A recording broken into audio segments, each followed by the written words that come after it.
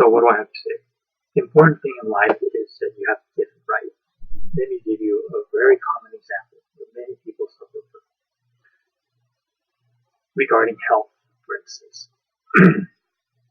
Now, there's a lot of people in the world who suffer from heart diseases, and their life is cut short at the age of 50 or 60. Heart disease sets in. Now, compared to a person who has a very good health, who lives to be 100 years, and at the age of 90, a healthy person's heart is the quality of a person's heart at the age of 30 who has heart disease. Okay, so you're sacrificing 60 years of good, healthful living by simply eating the wrong foods, for instance. One good way to learn how you should eat is through the law of kosher. Foods that are deemed kosher by Jewish dietary standards generally have high quality, and they're meant to be eaten by man. The one who decided that was God when he created mankind. So, if you disregard the kosher laws, what's going to happen is you're going to find yourself in a lot of strange predicaments that are not good for you, that are regrettable. Okay?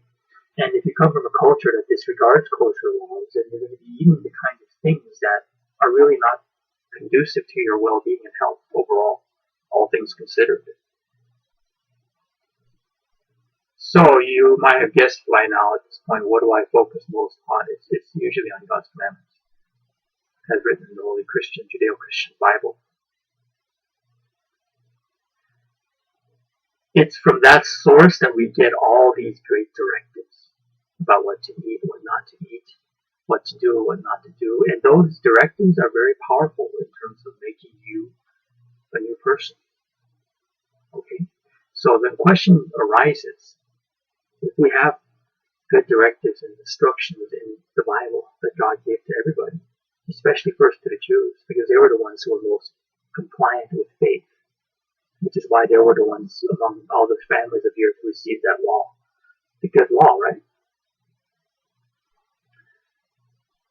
So, if we have access to that, we all do. If you can speak and read, there's Bibles accessible, you can read it and figure it out.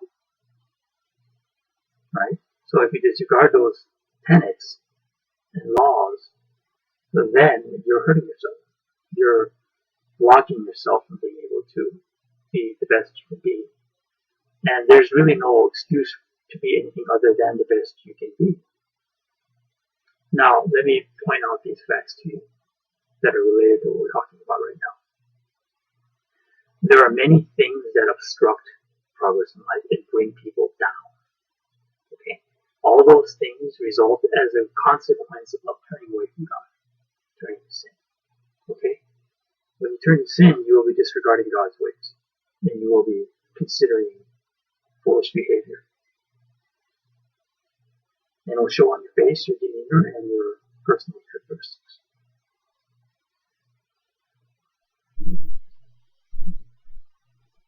This is why, if you disregard these things and hope to get a good outcome, you won't find it.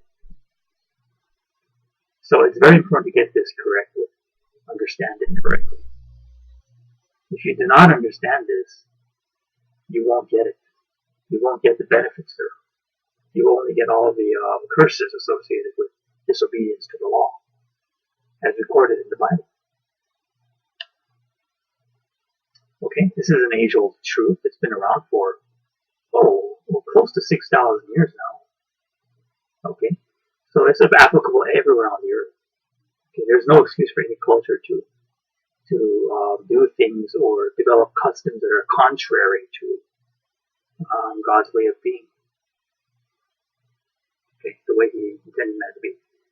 So this is why I answer those people who claim that grace negated the law as being fraudulent. It's not true. Okay, grace did not negate the law. Grace was meant to fulfill the law, and the law is meant to be inculcated into us so that it develops inside of us a capacity which we otherwise couldn't develop in us. Okay, if you want to make something worthwhile out of our lives, we have to follow the one who set up the right way to make it happen, namely God's law and His grace. Without those two aspects about life recorded in the Holy Scriptures, you're not going to get far in life. That's universal. It applies in America, Japan, Germany, Australia, the Antarctica, anywhere on the face of this earth. Okay, it applies. And many people just disregard it. A lot of people will give you the example. They say, yeah, I like pork chops. I like squid. I like oysters. And they eat it to no end. And then they're the ones who end up inevitably getting heart problems. They end up in a hospital hurting, aneurysms and heart attacks and strokes. And then they're in an ambulance and they're wondering, why am I this way? Everyone else is healthy. Because they have disregarded the law of God. Right? That's why they're that way. Same thing applies to many other things. Right? When you disregard God's law, you invite destruction upon yourself. Okay? So whenever you see destructive things happening on the earth, and you hear about it every day in the news, you know one thing in your mind. What caused that was that person deliberately or out of ignorance chose to disregard God's law.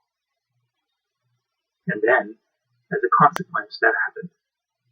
So, and then a lot of people will try to blame God for this. But the problem with that is that it doesn't work. You can't blame God because God already told you the truth. He told you how you're supposed to be. But you disregarded it. And He warned you that if you disregard these commandments, you're going to end up in a bad state. And many millions of people find that out. So, what we ultimately arrive at is this situation where God has told us the best way to live, how to bring us out of the curse of our existence called sin. And yet we're not able to follow Him because of something in us that weakens us. Okay, that condition is called sin. Okay, so who delivers us from the sin condition is? It's Christ. It's grace. So you need the grace of God inculcated into your soul so that you will be enabled to understand and heed His law and develop and overcome those other things inside of you that are breaking you down. Okay. That's essentially the message that I had to speak to everybody. And I'm sure most of you understand this.